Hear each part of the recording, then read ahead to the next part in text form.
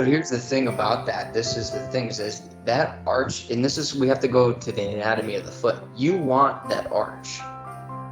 You have to look at how the foot structurally sits. Like, I don't have it pulled up here, but if you watch from the big toe to your heel, the way the heel, the calcaneus, which is the heel, what we would consider the heel, the way it sits on this angle. So it's like the big toe's over here, it kind of runs this way.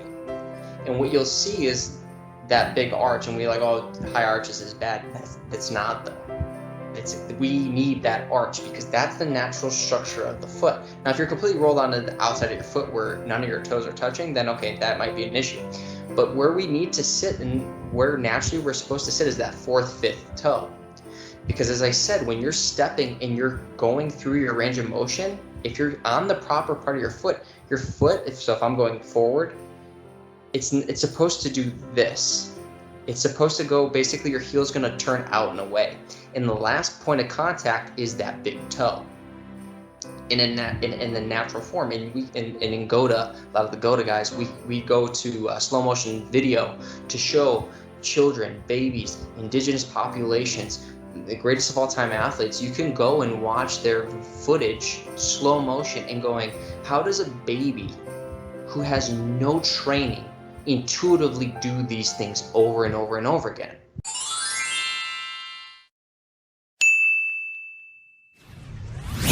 So the reason why that fourth, fifth is important, like I said, is because just like, like a pivot point, okay? So you have certain points in your hand, like in your feet as well, where there's a pivoting motion that occurs. Like if you're playing sports, for example, if I need to pivot, that pivot point, and I know David Wack knows this, a lot of people know this because I've heard them talk about it. We know that fourth, fifth toe is where that pivot point is. And I can, like I said, I'll stay at the superficial, but that's where your pivot point is. It's the same thing in your grip here in the hand. So when you're turning and you're moving through space and time and we're not utilizing that pivot point, and as I said, talking about the structure of the foot, if the way the arch is sitting is kind of like on this angle, you could just look at a picture of the sole of the foot, like a baby's footprint. You'll see how there's the big toe and it goes like this, and then there's the heel. We can see that. Everyone knows that, and it's all over the place. So if we're not moving through that and we're not making that connection, talking about the ankle, talking about the knee, talking about the hip, is understanding that there's these vortices, these what we call in Goda, these gyroscopes, basically, where you can get motion, your wrist, that part in here, your ankle, your hip, your shoulder, gyroscope, your neck. These are all these different spots that create what we call multiplanar motion. Here's the thing. All of those points create oscillation. I can create internal, external. I can turn. What are those? What's an oscillation? Just like the heart. It's a vortex. So here's the thing.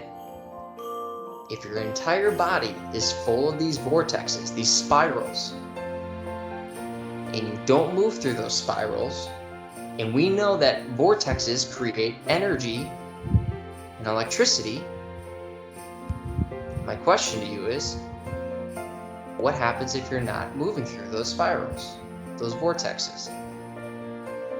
You're either not producing the amount of energy that you have in your capability, your potential, or you're creating spirals maybe to a point where then that energy leaks, i.e. the knee, the lower back, the shoulders, wherever people are feeling pain. I've had so many people now that I've trained that I've seen too many commonalities, meaning I'm seeing people with the same problems. Different people, different lives, but they all have the same problem. Pain in their knees, pain in their lower back.